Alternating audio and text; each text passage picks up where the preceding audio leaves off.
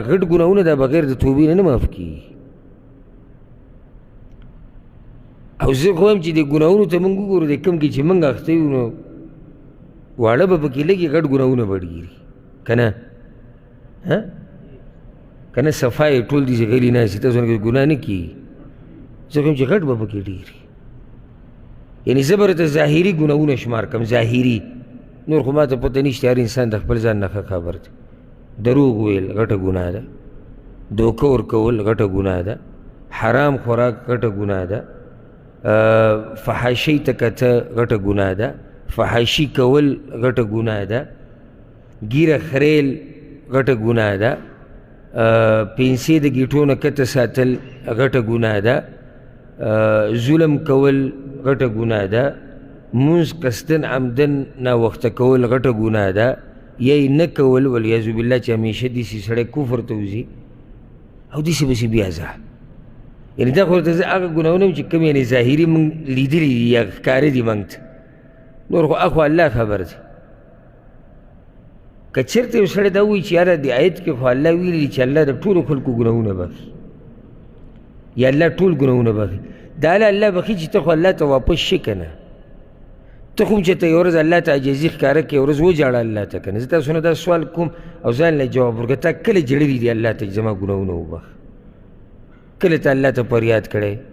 ستا د سترګو نه چې ته اوښکې تللي دي په دې خبره باندې چې الله ګناهونه مې ډېر شوي دي ما وبخه، او غواړې دا چې الله ستا ګناهونه وبخي نو لږ عاجزي خو ورته وکړه که نه. دا خبره خو ته راښکاره کړه که نه چې یا الله زه محتاج یم ستا دې بخښنې ته.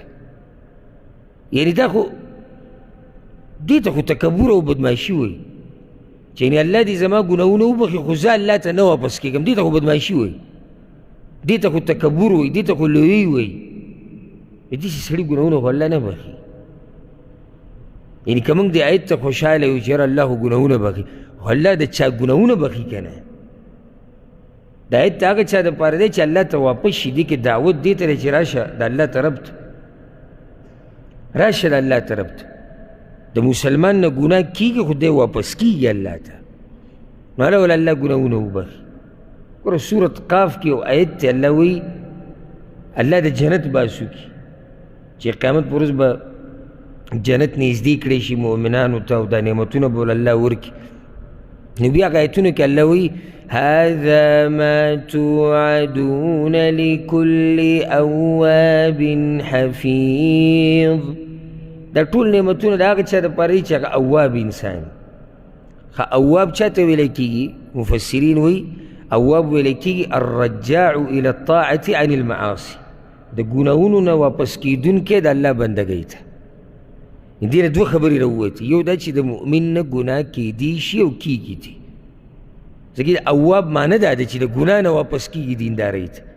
او دویم پکې دا خبره راووته چې دیندار مؤمن خپه په خپه باندې نه اچولي چې الله به زما ګناهونه وبخي، بلکې دی د ګناه نه واپس کېږي دیندارۍ ته او الله ته نو هله ول الله ګناهونه معاف کړي. اواب دی انسان ته وایي ګناه وشوه په ګناه پسې ګناه کوه، په ګناه پسې ګناه کوه، د ګناه سره د طبیعت ښه خوشحالېږي او هېڅ پروا نشته او یاره جي الله غفور رحیم دی، الله خو ټولو خلکو ته ویلي دي چې زه ګناهونه بخم.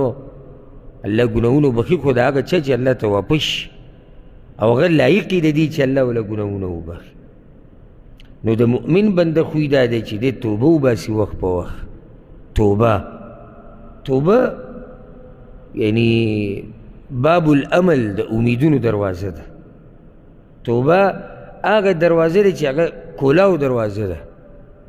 توبه یعنی زه به درته یو تعریف وکړم ناشنا، توبه تودې اوښکې ته وایي. څه به ته وایي تودې اوښکې ته وایي؟ چې الله ته وجاړي، اعتراف وکړي چې الله زما نه ګناهونه شوي دي، توده اوښکه دې ته وایي. توبه تودې اوښکې ته وایي. توبه د زړه جړا ته وایي.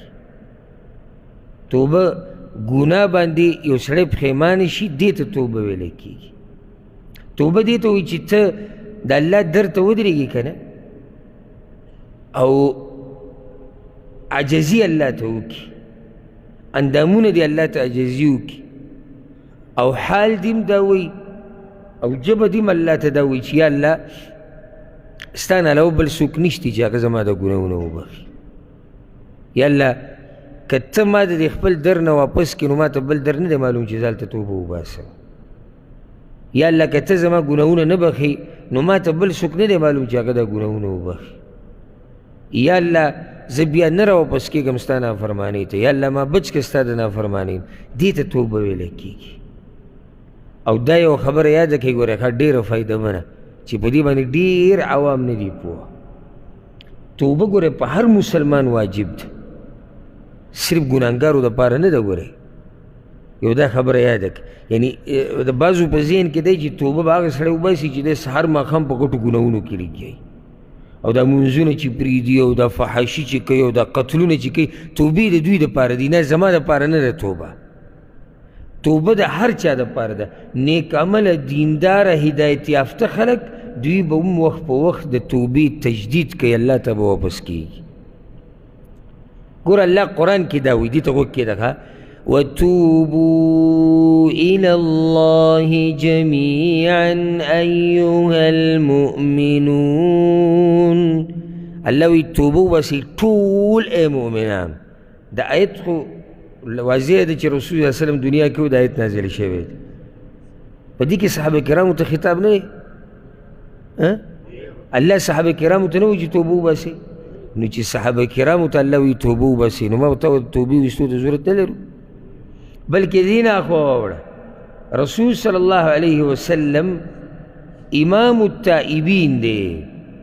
کم خلک چې توبې وباسي د هغوی امام دی، او کم خلک چې بخنې د الله نه غواړي د هغوی سردار دی. الله هغه ته قرآن کې وایي واستغفر الله ان الله کان غفورا رحیما. او بخنه غواړه د الله نه، الله بخونکی ذات دی.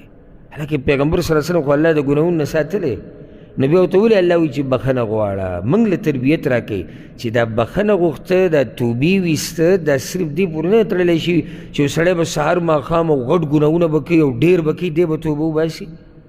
هر سړی محتاج دی دې ته چې دی به توبه وباسي، الله ته به واپس کړي. او څه نه څه کمی خو زما او ستا نه کېږي که نه، څه نه څه زیاتی خو زموږ نه کېږي که نه، که نه کېږي، په مخه کېږي، په مخه کېږي، دا هم نه چې یو وخت کې کېږي. نو ما ته ضرورت لرو دې ته چې موږ توبه وباسو هر وخت.